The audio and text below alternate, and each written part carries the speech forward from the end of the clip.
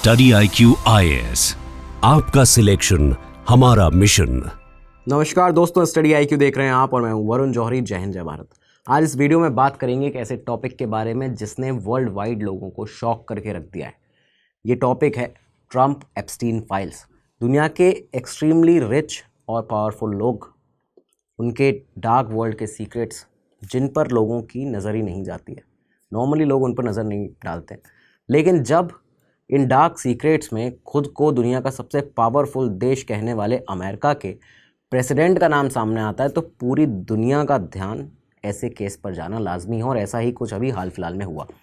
दरअसल tech billionaire Elon Musk, X के owner, SpaceX के ओनर इलॉन मस्क, जो पहले डोनाल्ड ट्रंप के कैंपेन को सपोर्ट करते थे, शपथ लेने के बाद इलॉन को डोनाल्ड ट्रंप ने अपने एक बहुत ही essential department of government efficiency का हेड बनाया।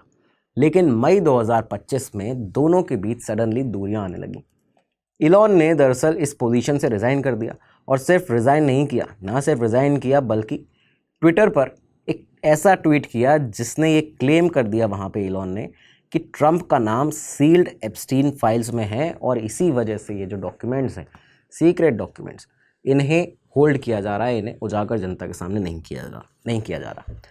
अब ये जो सवाल है एप्स्टीन फाइल्स का, कि आखिर ये है क्या? डोनाल्ड ट्रंप और child sex trafficking offender Jeffrey Epstein का क्या रिलेशन रहा है?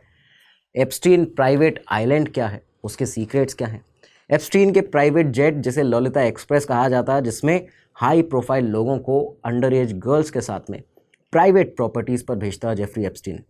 तो क्या वाकई ट्रंप ने भी एप्स्टीन के इस प्राइवेट जेट में ट्रेवल किया था, वो भी किसी ऐसी प्राइवेट प्रॉपर्टी पर गया था?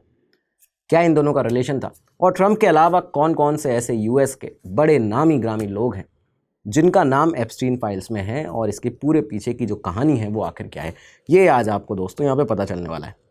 कैसे सडनली ट्रंप ने एक मेंशन को लेकर, एक घर को लेकर, बहुत ही बड़ा घर पाम बीच पर यूएस में, उसे लेकर एक झगड़ा होता है सडनली। इसके बाद एप्स्टीन से दूरियां अपनी बना ली और उसके बाद एप्स्टीन को चाइल्ड सेक्स ट्रैफिकिंग में गिरफ्तार कर लिया जाता है। और एक दिन अचानक से सडनली उसकी जेल के अंदर ही जेफरी एप्स्टीन की रहस्यमयी परिस्थितियों में मौत हो जाती है।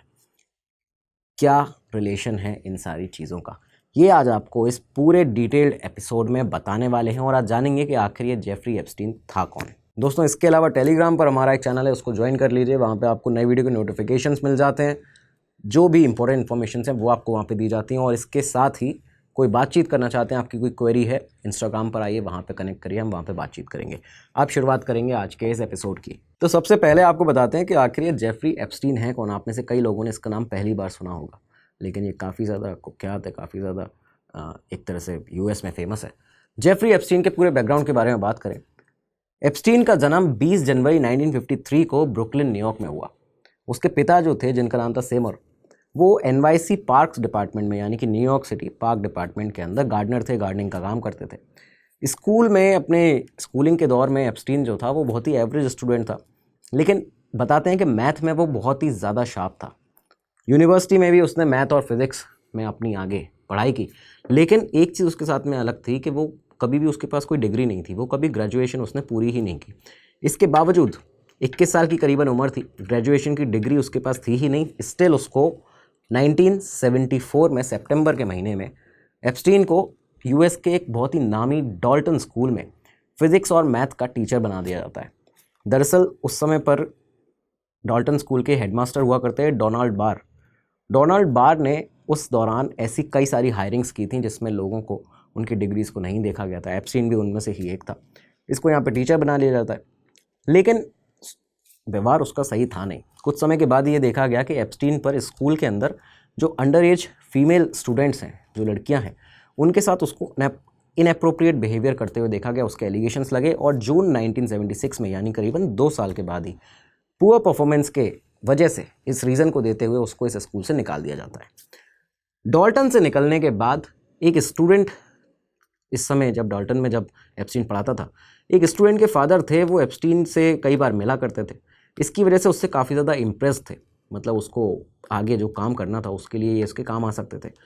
एप्स्टीन ने क्या किया कि इनके साथ मुलाकातें करना शुरू की, और वो इतने ज़्यादा इम्प्रेस थे एप्स्टीन से कि उन्होंने वॉल स्ट्रीट के इन्वेस्टमेंट बैंक बियर स्टर्न्स के अंदर एक सीनियर पार्टनर से कनेक्ट करा दिया एप्स्टीन को, जेफरी एप्स्टीन को, जब ये टीचर के करीबन 23 साल की उम्र थी, टीचिंग का जॉब ख़त्म करके यहाँ से निकला था। एप्स्टीन ने 1976 में बियर स्टर्न्स को, इस बैंक को, इन्वेस्टमेंट बैंक को ज्वाइन कर लिया as a junior level assistant के तौर पर उसने यहाँ पे काम करना शुरू किया था एक फ्लोर ट्रेडर के अंडर में। लेकिन एप्स्टीन इतना तेज़ था काम में, करीबन 4 साल यहाँ से निकले, 1980 तक उसने उसी फ्लोर ट्रेडर जिसके अंडर में वो लोअर जूनियर असिस्टेंट की तरह काम करता था, उसी के अंडर में वो पहुँचते पहुँचते 4 साल के अंदर उसका पार्टनर बन जाता है। लेकिन जेफरी एप्स्टीन को हमेशा से देखा गया कि जब भी वो कोई काम करता था, और ये आगे भी आपको पता चलेगा, हमेशा किसी ना किसी गलत एक्टिविटी में इन्वॉल्व रहता था, और यहाँ भी उसने ऐसा ही किया, जिसकी वजह से अगले ही साल यानी कि 5 साल करीबन उसने यहाँ पे बियर स्टर्न्स में बिताए। 1981 में एप्स्टीन को रेगुलेशन डी वॉयलेशन के वजह से बियर स्टर्न्स से निकाल दिया जाता है। रेगुलेशन डी वॉयलेशन दरअसल आपको बता दें यहाँ पे कि ट्रेडिंग फॉर्म में ये काम कर रहा था, बेसिकली इन्वेस्टमेंट बैंक में। उसने बैंक से हट के लोगों को इन्वेस्टमेंट की जो टिप्स हैं या फिर जो उनसे पैसे लेने का लेन देन है वो करना शुरू कर दिया था, यानी यहाँ पे भी वो गलत एक्टिविटीज़ में इन्वॉल्व हो चुका था। खैर, यहाँ से बियर स्टर्न्स से भी निकाल दिया गया उसको। अगस्त 1981 की बात है, इसी साल की, एप्स्टीन ने अपनी खुद की एक कंपनी बनाई जिसका नाम रखा इंटरकॉन्टिनेंटल एसेट ग्रुप, IAG। इस नाम से खुद की उसने एक कंपनी बनाई। ये कंपनी बेसिकली क्या करती थी कि जो क्लाइंट्स होते थे उनको उनके फंड्स की रिकवरी करती थी। मेनली फंड रिकवरी एजेंट्स की तरह यहाँ पे वो कई लोगों को रखता था, रिक्रूट करता था। इस कंपनी को बनाने के बाद में उसने अपने दोस्तों को, अपने आसपास के लोगों को ये बताना शुरू कर दिया था कि वो दरअसल गवर्नमेंट के लिए, सरकार के लिए, US में अमीर लोगों के लिए जो एम्ब्लेस फंड्स होते हैं उनकी रिकवरी करता है, मतलब वो उनके लिए बेसिकली काम करता है। और कई बार तो वो ऐसी बातें करता था जिस पे यकीन कर पाना मुश्किल होता था। कई बार उसने अपने दोस्तों को ये बताया, अपने करीबियों को ये बताता था, जो कलीग्स होते थे, कि वो CIA का एक इंटेलिजेंस एजेंट है, मतलब वो एक स्पाई एजेंट है, यहाँ पे जो काम कर रहा है उसको किसी ने टास्क दिया, इस तरह की बातें करता था।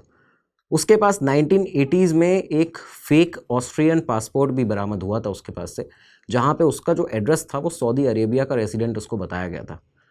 अब ये उसके पास कहाँ से आया, ये भी एक राज था। एप्स्टीन के साथ कई सारे राज जुड़े हैं, आपको आगे इसमें पता चलेंगे। अच्छा, इसी दौरान उसका एक बहुत बड़ा, जब ये इसकी खुद की कंपनी बन चुकी थी, वो कैसे इस संपर्क में इस शख्स के साथ में आया है, ये भी आज तक एक राज है। क्योंकि इस दौरान वो एक बहुत बड़े, उसका एक सबसे बड़ा उसका क्लाइंट था अदनान खशोगी। अगर आप सब लोग जानते हो, अदनान खशोगी एक बहुत ही नामी आर्म्स डीलर, बहुत बड़ा आर्म्स डीलर।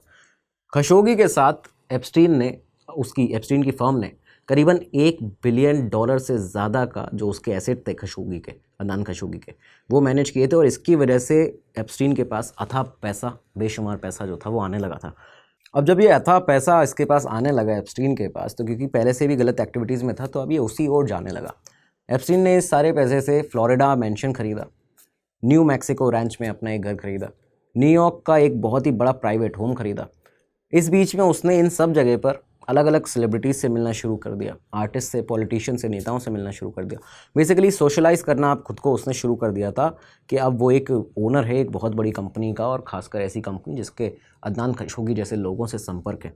कई लोगों को वो ये कहता था कि मैं एक CIA का एजेंट हूँ, तो मेरे कई सारे गवर्नमेंट के साथ में भी काम चलते रहते हैं।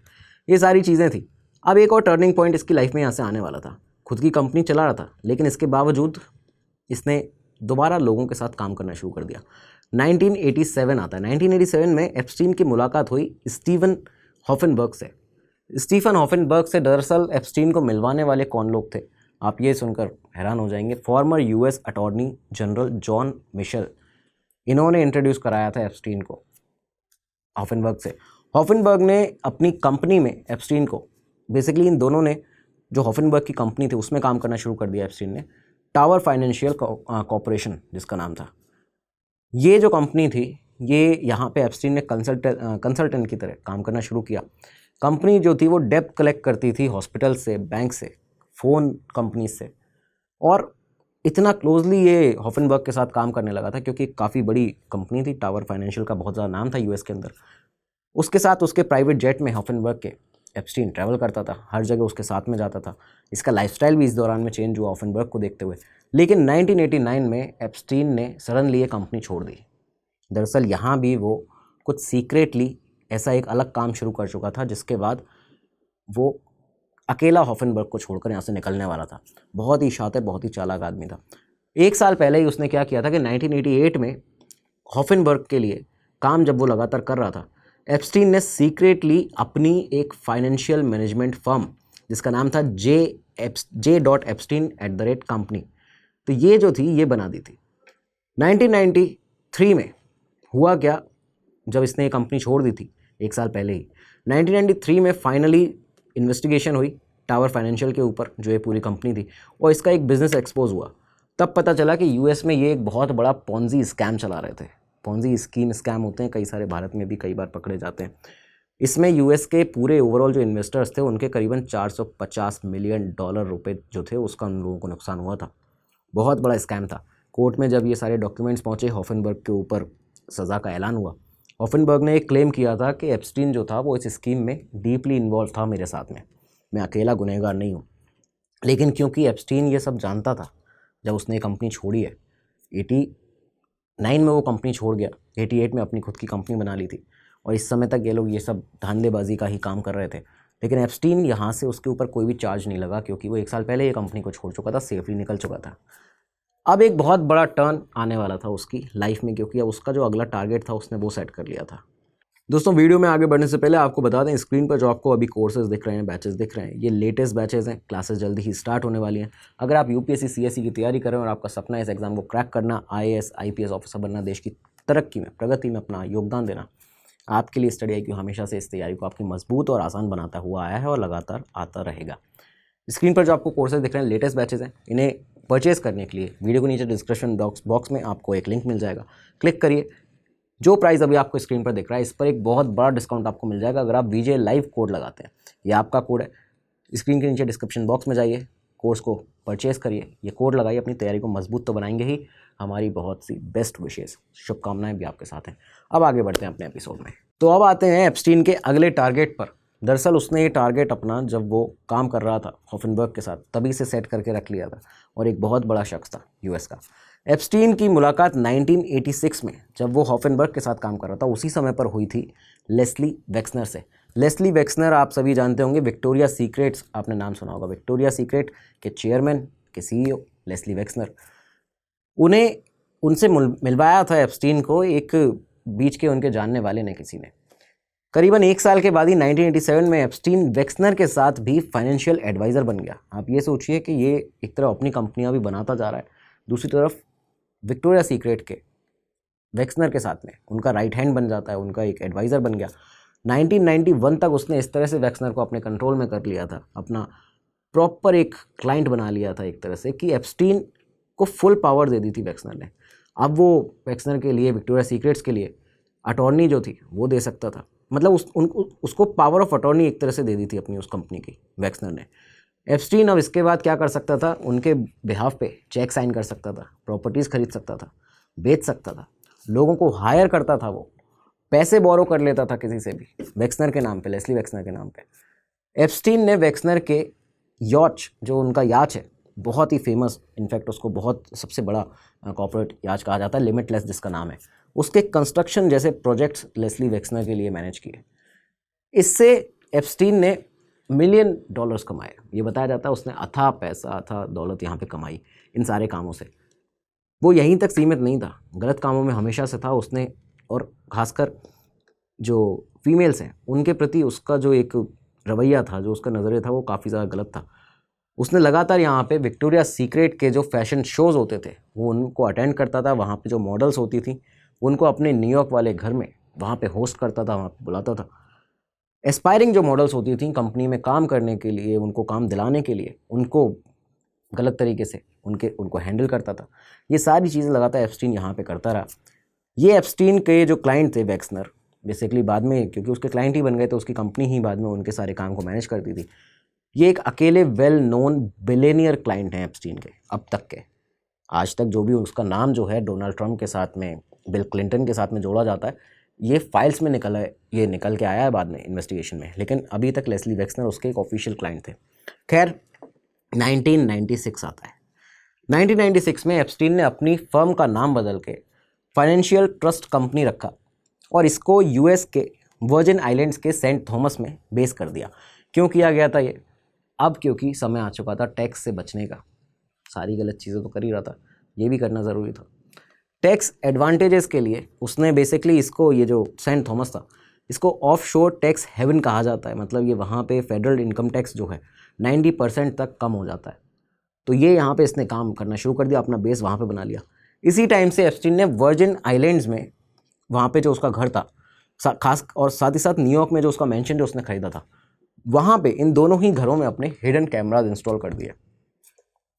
उसने ऐसी जगह हिडन कैमरा इंस्टॉल किए थे कि वो लोगों को बाहर से, जो भी उसके सोशल सर्कल के लोग थे, जिसमें पॉलिटिशियंस थे, बड़े बड़े लोग थे, फिल्म स्टार्स थे, इन सभी को यहाँ पे बुलाता था और उनकी जो एक्टिविटीज़ होती थी, सेक्सुअल एक्टिविटीज़, कुछ लड़कियों को वहाँ बुलवा के उसके बाद उनको रिकॉर्ड करता था। और बाद में ये उसने क्यों कर रखा था, जिससे कि वो आगे जाके उन्हें ब्लैकमेल करेगा। यहाँ से इसने अपना जो असली इसका रंग था वो दिखाना शुरू कर दिया था।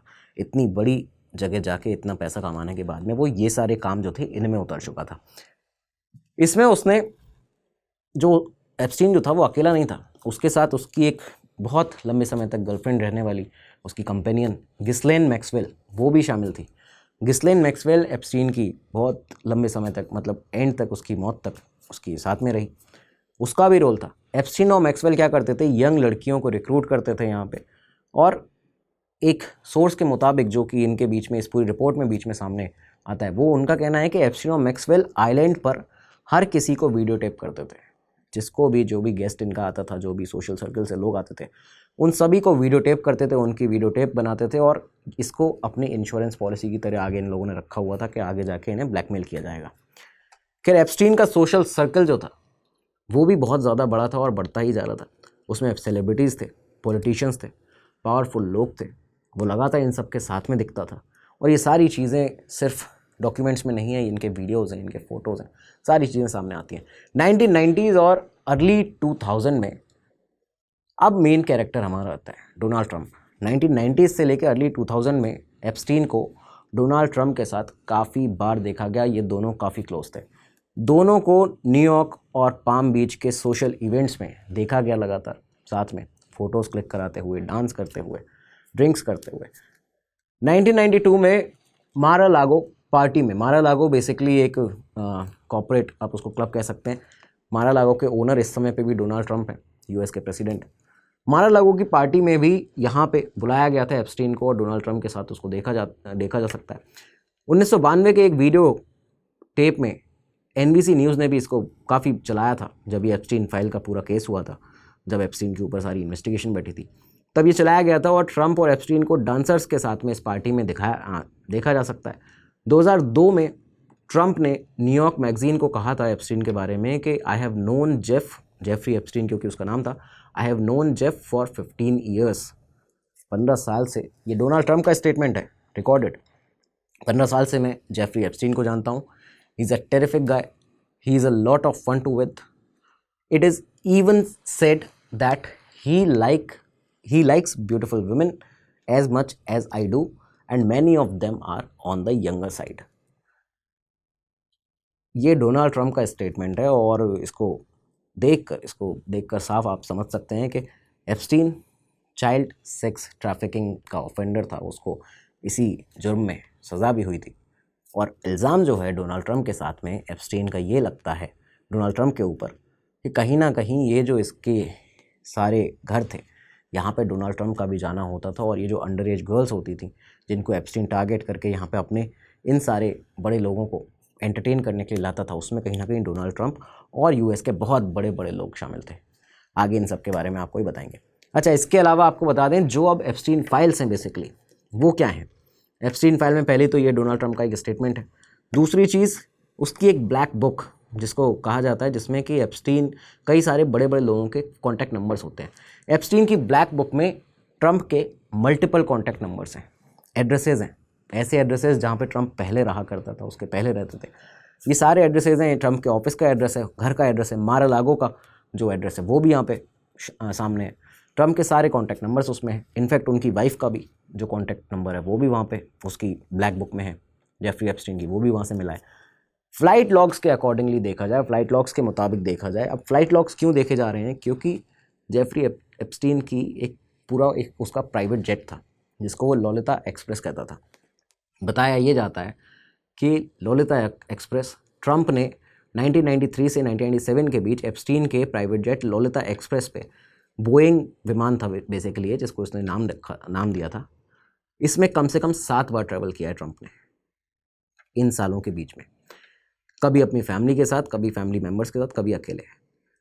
पर कोई भी अभी स्पेसिफिक पब्लिक रिकॉर्ड ये नहीं है कि एप्स्टीन के किसी प्राइवेट आइलैंड पर ट्रंप का जाना हुआ है, जैसे जो लिल सेंट जेम्स है वहाँ वो गया हो, या फिर उसके प्राइवेट आइलैंड एप्स्टीन आइलैंड जिसको कहते हैं वहाँ पे गया हो ट्रंप।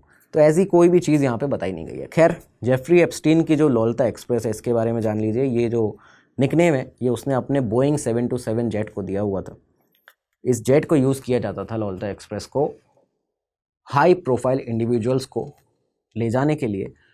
अंडर एज गर्ल्स को यहाँ पे रखा जाता था इस विमान के अंदर, और इन लोगों को ले जाया जाता था प्राइवेट प्रॉपर्टीज़ पर, जिनमें न्यूयॉर्क में प्राइवेट प्रॉपर्टीज़ होती थी एप्स्टीन की, पाम बीच पर प्राइवेट प्रॉपर्टीज़ हैं, यूएस के वर्जिन आइलैंड्स पर जो प्रॉपर्टीज़ हैं वहाँ पे ले जाके बाद में उनको वीडियो टेप किया था, जो कि उन लोगों को नहीं पता रहता था क्योंकि एप्स्टीन बाद में उन्हें ब्लैकमेल करने वाला था। लेकिन ये लोग जो थे एप्स्टीन के संपर्क में आकर इसीलिए उसके साथ में रहते थे जिससे कि उन्हें ये सारी चीज़ें करने का मौका मिले, और इसमें कहते हैं कि ट्रंप का भी नाम सामने आता है।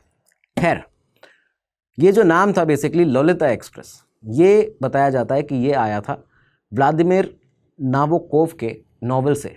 उनका जो नॉवल था ललिता, जिसमें एक आदमी का ऑब्सेशन दिखाया है एक यंग लड़की के लिए, तो वहाँ से उसने ये नाम सेलेक्ट किया था। और बेसिकली सारी चीज़ें उसके सामने सबूत है सामने कि यंग गर्ल्स ट्रैफिकिंग में, चाइल्ड सेक्स ट्रैफिकिंग में एप्स्टीन शामिल था, मौजूद था, और वो इन सब लोगों के साथ में रहता था। खैर, 2002 आता है। 2002 में एक और बहुत बड़े शख्स का नाम सामने आता है।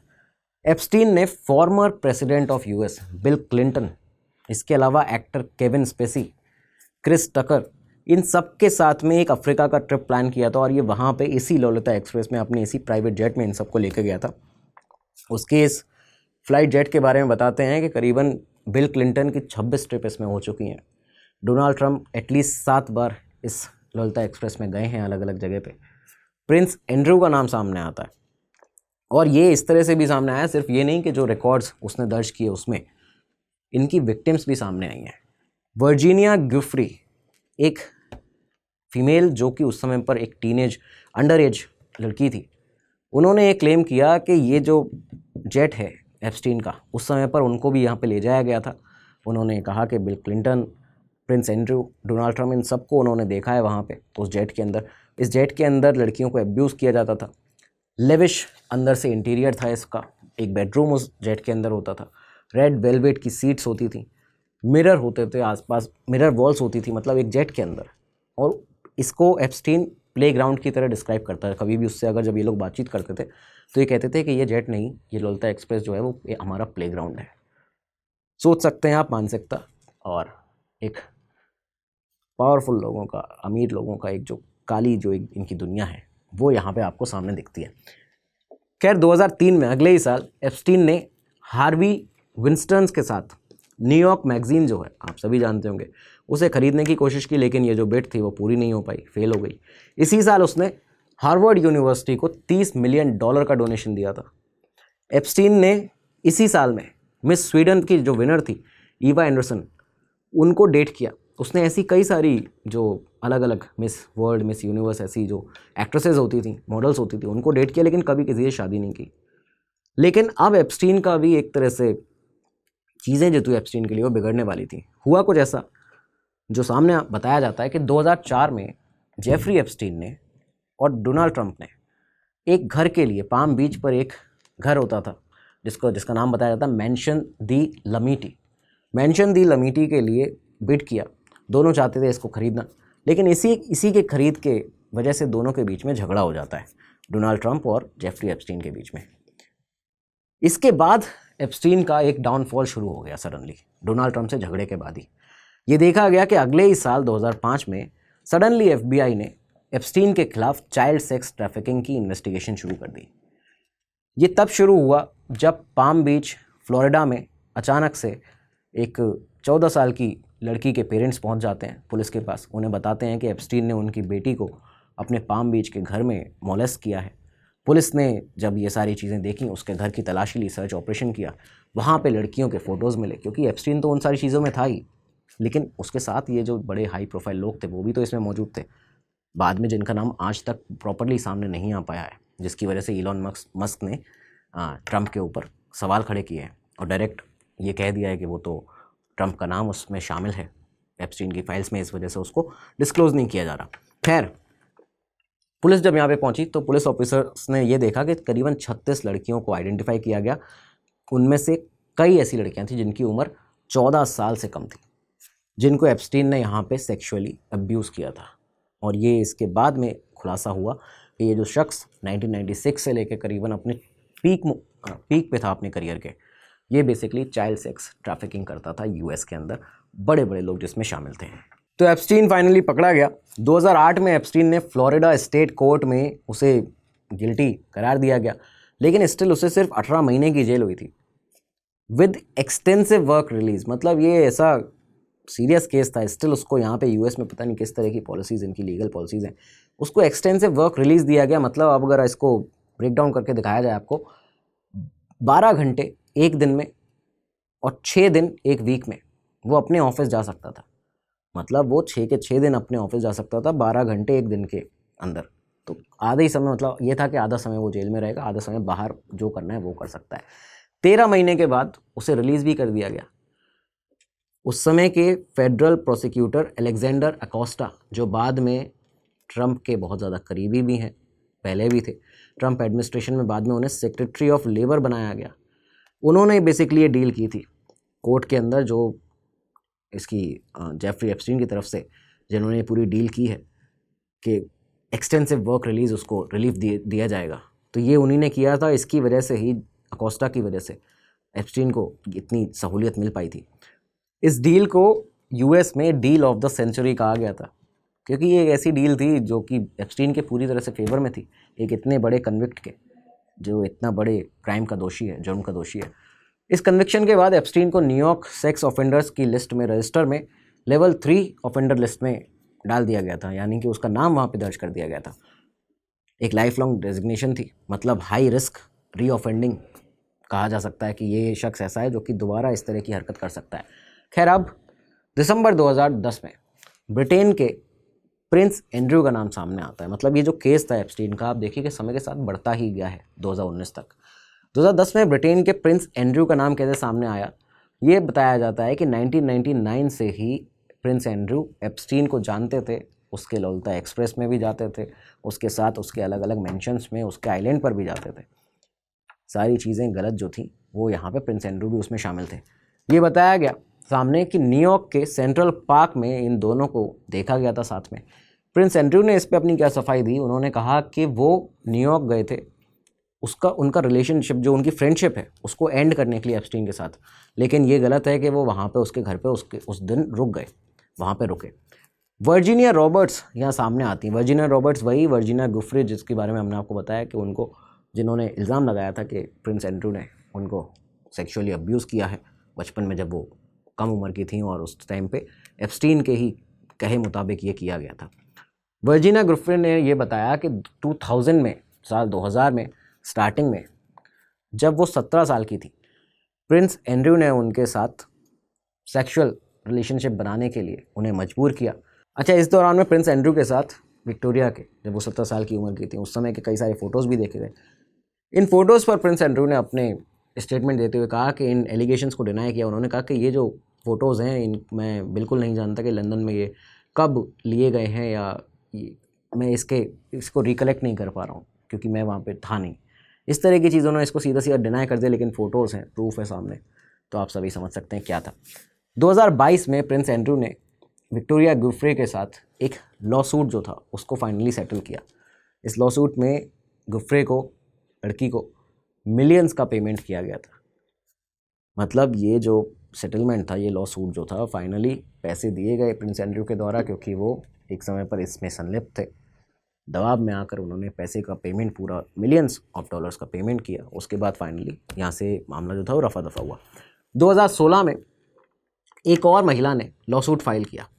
उसने ये कहा कि ट्रंप और एप्स्टीन ने उसे जब वो 13 साल की उम्र की थी उस समय उसके साथ यौन उत्पीड़न किया है, उसको सेक्सुअली असॉल्ट किया है।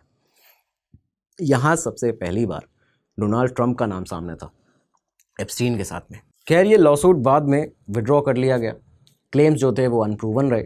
जर्नलिस्ट माइकल वुल्फ ने कुछ रिकॉर्डिंग्स थी उनको रिलीज़ किया। उन्होंने कहा कि जिसमें इन रिकॉर्डिंग्स में बेसिकली एप्स्टीन ने ट्रंप को अपना क्लोजेस्ट फ्रेंड बताया था, closest friend for a decade कहा था। मतलब कि उसने कहा था कि ये मेरा सबसे खास शख्स है जो मेरा दोस्त है और मैं इसके साथ रहता हूँ, मैं इसकी बातें सुनता हूँ, मानता हूँ।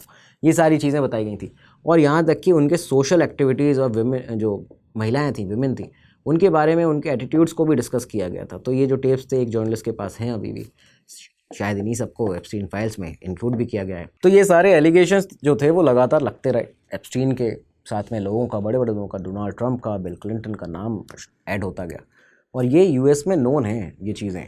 भारत में हमको अभी जो आपने सुना होगा सडनली कि एलोन मस्क ये क्या कह रहे हैं कि डोनाल्ड ट्रंप का एप्स्टीन फाइल में नाम है और एप्स्टीन आखिर है कौन।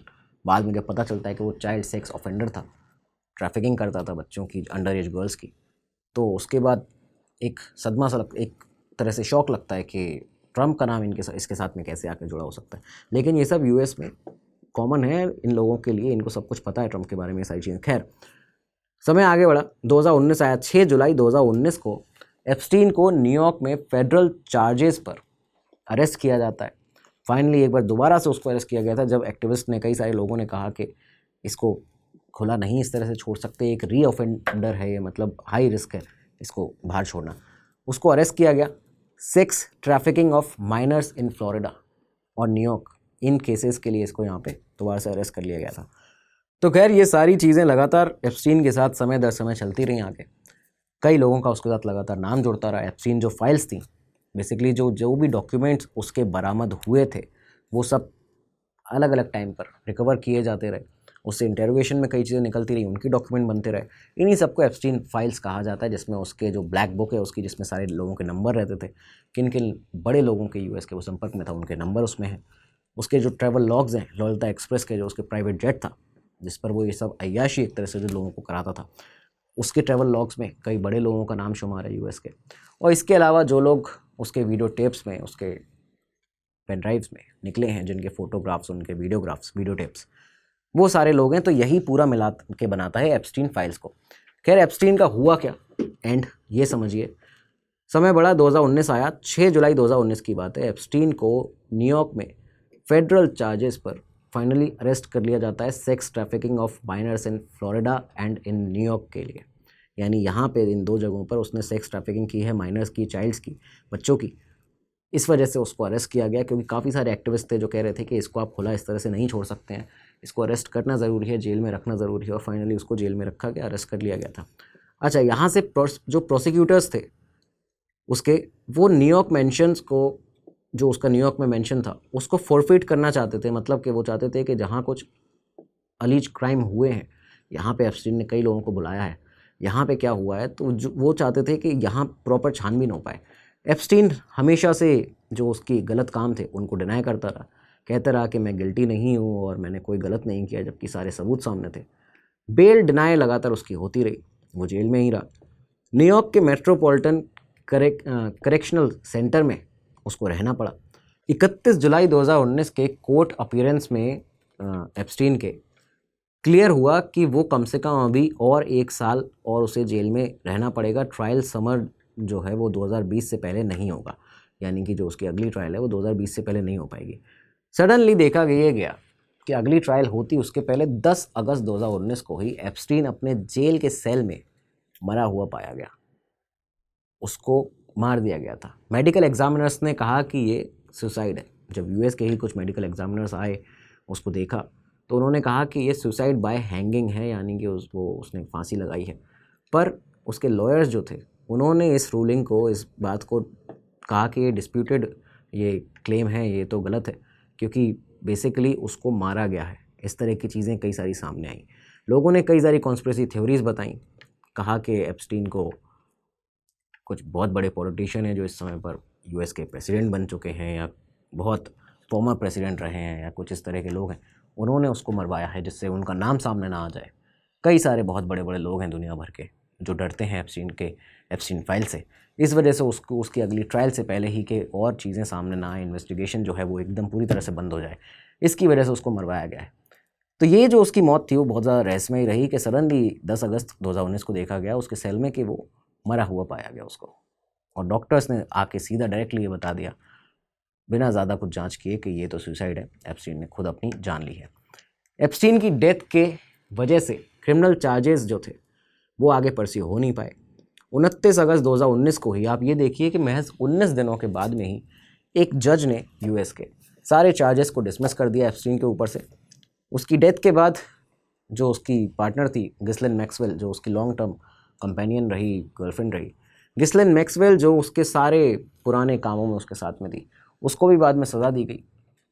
2021 में यूएस फेडरल चार्जेस पर कन्विक्ट किया गया, उसको भी सेक्स ट्रैफिकिंग में कॉन्स्पिरेसी के लिए इन्वॉल्व किया गया, उसको सज़ा हुई। लेकिन मेन पॉइंट ये है कि एप्स्टीन और ट्रंप का जो रिलेशनशिप था वो 1980s से लेट 1980s से 1990s में काफ़ी ज़्यादा क्लोज बताया जाता है। उसके बाद 2000 के स्टार्टिंग में सही चला, लेकिन 2004 में इनके बीच में दूरियां आने लगी।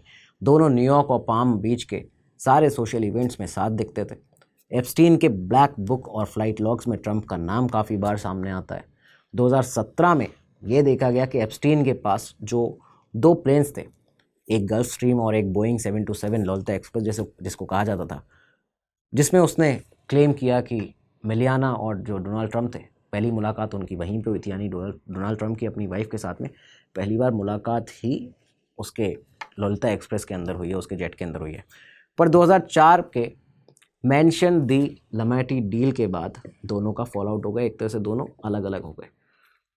तो ये सारी चीज़ें सामने हैं। डोनाल्ड ट्रंप और एप्स्टीन का ये जो एक रिलेशन है या क्या इनकी पूरी हिस्ट्री रही है, ये आज आपको हमने बता दिया है। यहाँ पे आपको बता दिया जाए कि ये अभी एक तरह से ऐसा टॉपिक है जहाँ पे लोग इसके बारे में ना ही खुलकर बात कर रहे हैं, ना ही ये कह रहे हैं पूरी तरह से कि हाँ ट्रंप का नाम एप्स्टीन फाइल्स में है। लेकिन जितने भी प्रूफ सामने हैं वो आज आपको हमने इस वीडियो में बता दिए। आपकी क्या राय है, कि आपका क्या व्यू पॉइंट है, ज़रूर बताइएगा। ओपन पब्लिक डोमेन है, आप जाके कोई भी इन्फॉर्मेशन सर्च कर सकते हैं। जितनी चीज़ें आपको यहाँ बताई हैं उससे ज़्यादा ही आपको कहीं ना कहीं मिल जाएगा। कई सारी चीज़ें होती हैं जिसकी वजह से आपको खुलकर कई बातें नहीं बता सकते हैं यहाँ पे स्पेसिफिकली इन वीडियोज़ के अंदर। बाकी आप खुद से जाके कई चीज़ें सर्च कर सकते हैं, देखिएगा। अपनी राय, अपने व्यू पॉइंट कमेंट बॉक्स में ज़रूर बताइएगा। ऐसे और भी वीडियोज़ आपके लेकर आते रहेंगे। टेलीग्राम पर ज्वाइन कर लीजिए दोस्तों, वहाँ पे हमारा एक चैनल है, उसे ज्वाइन कर लीजिए। वहाँ पे नई वीडियो की नोटिफिकेशंस, इंपॉर्टेंट इन्फॉर्मेशन आपको दी जाती है। और अगर कोई बातचीत करना चाहते हैं, क्वेरीज़ हैं आपकी कोई, सोशल मीडिया पर आइए, इंस्टाग्राम पर कनेक्ट कीजिए, वहाँ पे हम बातचीत करेंगे। अब मिलेंगे अगले एपिसोड में, तब तक के लिए दीजिए इजाज़त। नमस्कार, धन्यवाद, जय हिंद, जय भारत। स्टडी IQ IAS, आपका सिलेक्शन हमारा मिशन।